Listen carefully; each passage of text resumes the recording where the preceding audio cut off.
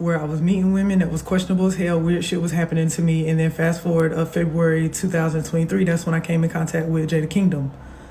So it all started with her commenting on my post, and then I took notice to her comment on my post. I'm like, who is this? So I clicked her page, noticed that she was following me, so I followed her back, and then, you know, from there, like, I would comment on her post, she would comment on mine.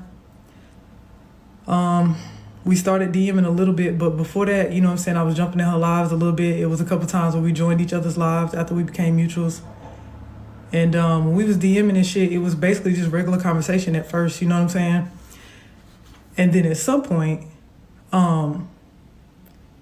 you know, I think she was going through something, or she seemed to be having a bad day or something. I don't know. I checked on her, and then me just being me, I'm like, if you ever need to talk, you know what I'm saying, here go my number, just hit me up.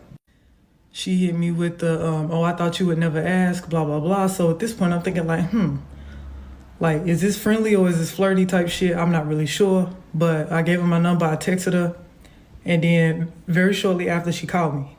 Now, at that point, we was talking all the time. I mean, we'd be on FaceTime for hella hours, you know what I'm saying, be on the phone for a long time. She would call me if she was at the airport, we'd be on FaceTime. She would call me if she was at Target, we was on FaceTime. We was on FaceTime late at night. We was on FaceTime whenever I clocked out of work. Sometimes we was on FaceTime before I went to work. Sometimes we was on FaceTime while I was at work. You know, and shit got pretty on the romantic tip or whatever.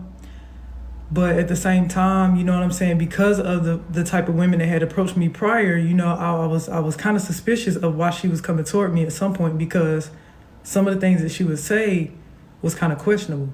Now, at some point, she started talking about selling guns, doing fraud, having a guy that could get you a passport, get you this, get you that, forge this, forge that. She also said she had done it for Nas EBK previously. You know, so at a certain point in time, you know, the type of conversations that we was having, she was painting a picture like she was into women.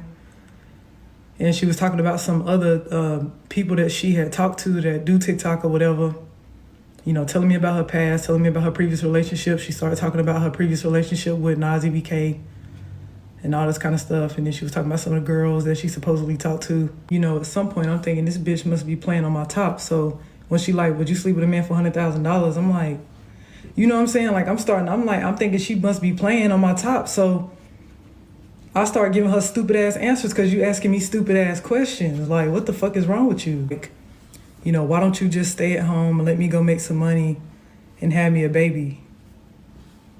So that's what I'm saying. Like, some of this shit was getting weird. You know, you go from asking me would I sleep with a man for $100,000 to trying to coerce me into being romantically involved with you to the point of allowing you to go make us some money and want me to stay at home and have you a baby. You know what I'm saying? So it was just weird. Mind you, around this time, like before I proceed, her profile was LGBT everything, which I later found out that she hadn't really had a history of dealing with girls. You know, so this seemed very strategic to me, like in hindsight, you know what I'm saying? Now, at some point, I started being under spiritual attack very heavily. Scratches on my back, you know, being injured physically by shit that is not around. But every time I would get spiritually attacked, she would call me, be like, you okay? Or she would text my phone, be like, are you okay? But it was like so random, but I started to notice a pattern of every time something happened to me over here, she would hit me up. Realizing that, you know, I got really, really sick around my birthday. And around that time, my birthday is May 3rd, by the way. So, you know, I got really ill, couldn't figure out why. But in hindsight, I knew after I was drugged a couple more times that that's around the time that I first was starting to get drugged. So it was times where, you know what I'm saying, like I would go live and I was telling my audience, like, y'all, like, I don't know what's been going on with me. Like, my heart been beating really, really hard at night when I'm relaxing. This is not normal. You know what I'm saying? I can't figure out what's going on with me. Because I was drugged so many times, y'all, it don't make no fucking sense. But when I was drugged severely on May 13th, that's when things really started getting crazy, because it impacted me mentally, it impacted me physically. And mind you, I started telling this girl the stuff that I came to realize, because shit started being very clear to me what was going on. She was gaslighting me, she was telling me I was crazy.